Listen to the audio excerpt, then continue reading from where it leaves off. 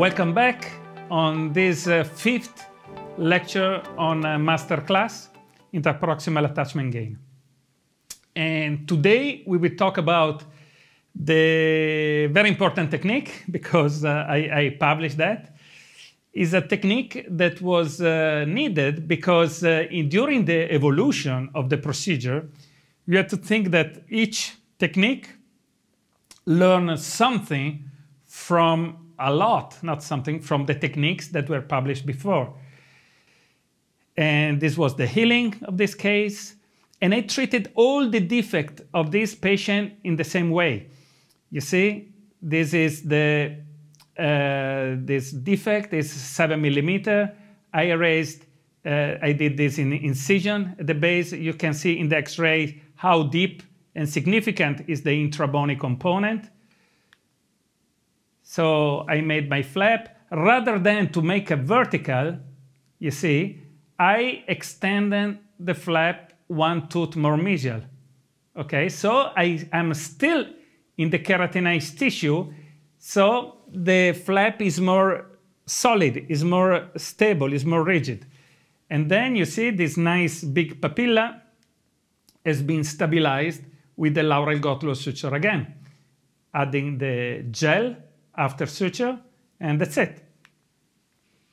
So the take-home message of this part of the presentation in this lecture on this masterclass on interdental attachment gain is to avoid the use of membranes when it's possible, because we have seen now all the stories, and now with this lecture we have seen we can work with the growth factor.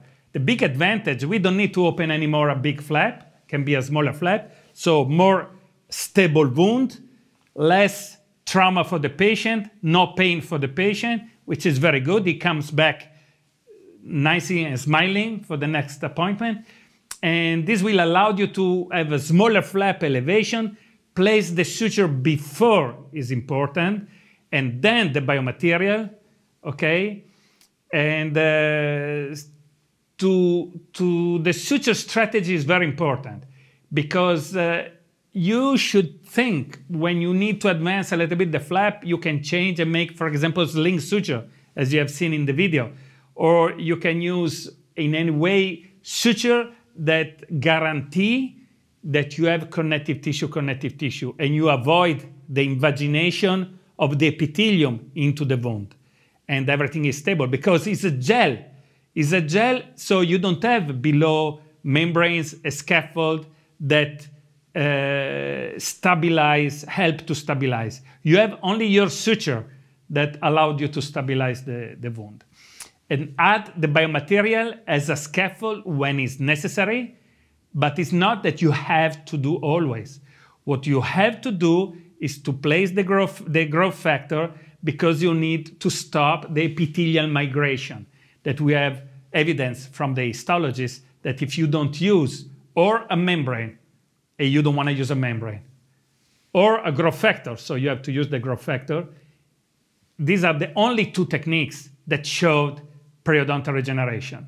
You cannot have periodontal regeneration, I mean new cementum, new Sharpie fibers, a new bundle bone. We don't have evidence, at least, that this can happen if you don't use or a membrane with guided tissue regeneration or a growth factor. And so you have to use the growth factor, and you can choose if you use the growth factor together with scaffolding material or without, according to the ability to close completely the flap. I had fun, I hope you too, and let's see soon on the next lecture. Thank you, bye.